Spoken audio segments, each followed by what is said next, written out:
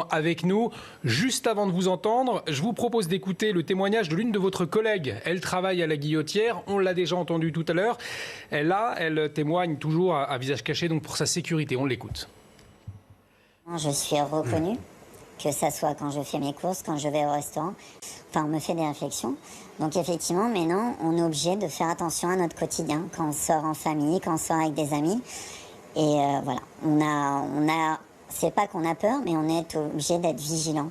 Voilà. Bersani, votre réaction, on entend que les forces de l'ordre, les policiers aujourd'hui ne sont plus en sécurité, elles sont reconnues en dehors de leurs heures de travail, notamment dans ce fameux quartier de la Guillotière.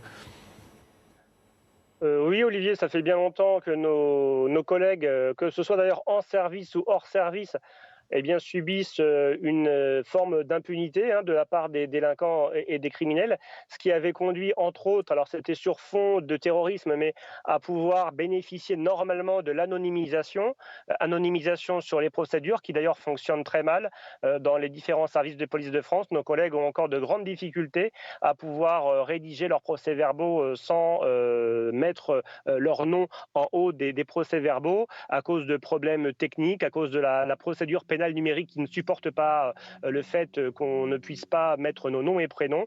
Donc c'est aussi pour ça, c'est aussi pour la délinquance de droit commun que nos collègues voulaient se faire anonymiser. Et puis on a eu de nombreux exemples de collègues qui sont suivis aussi à la sortie de leur lieu de travail, qui sont suivis jusqu'à leur domicile.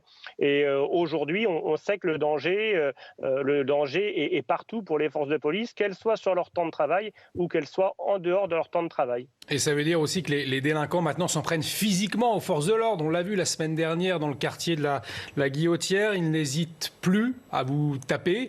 Comment est-ce que vous l'expliquez? Qu'est-ce qui a changé? Alors, je différencierais les attaques dans le cadre de la profession, dans le cadre du service lorsqu'on est en fonction et en dehors. Sur la Guillotière, on était en effet sur des collègues sauvagement attaqués là, alors qu'ils procédaient à une interpellation. Écoutez, le constat, de toute façon, on l'a déjà tous fait, souvent sur votre chaîne. Vous avez les attaques envers les forces de l'ordre qui ont doublé entre 2000 et 2020. On est passé de 13 000 attaques à 27 000 attaques envers les forces de l'ordre.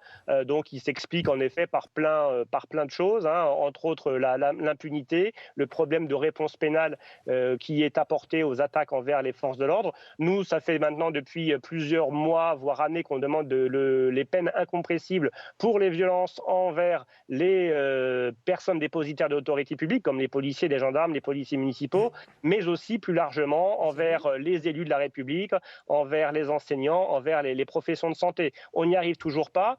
On a une loi d'orientation et de programmation du ministère de l'Intérieur qui va se profiler à la rentrée de septembre. On espère que cette disposition sera, alors pas dans cette loi-là, mais en tout cas que le ministre de la Justice sortira d'une forme de déni et enfin qu'une loi qui puisse punir plus sévèrement avec des peines minimum les agresseurs de policiers, parce que nous on croit encore à la vertu de l'exemple et à la vertu de la répression quand elle s'applique.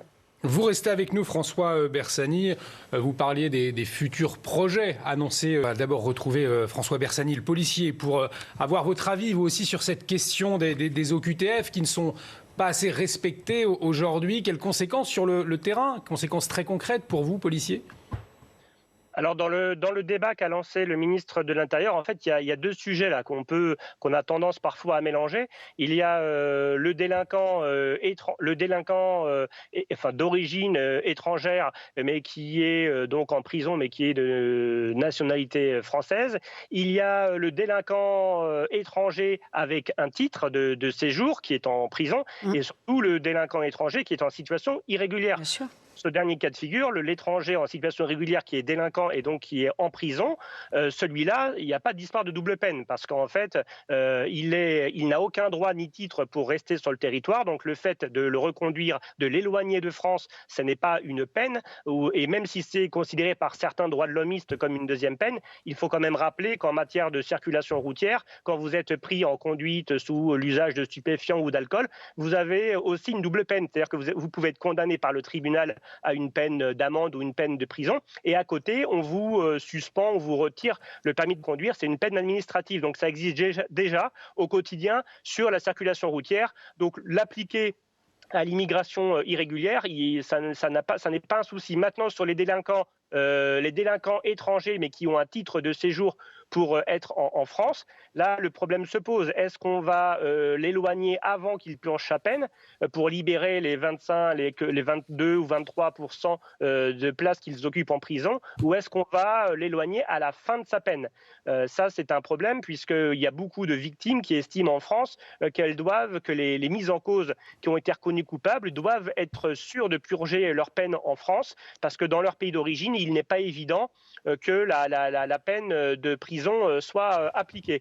Enfin, donc, concernant les étrangers en situation irrégulière, il faut toujours rappeler le chiffre de 2019. 150 000 OQTF ont été délivrés en France cette année-là, 2019, et il n'y avait eu que 40 000 éloignements. Mais sur les 40 000 éloignements, il y avait eu 30 000 départs volontaires grâce à des aides financières que verse l'État pour les étrangers qui acceptent de rentrer chez eux par eux-mêmes. Donc ça fait 30 000 départs volontaires et 10 000 éloignements forcés. Donc sur 150 000, prenez bien qu'on est très loin du compte. C'est beaucoup moins que ça, nous dit. On remercie François Bersani, porte-parole unité SGP Île-de-France qui était avec nous. Merci François Bersani.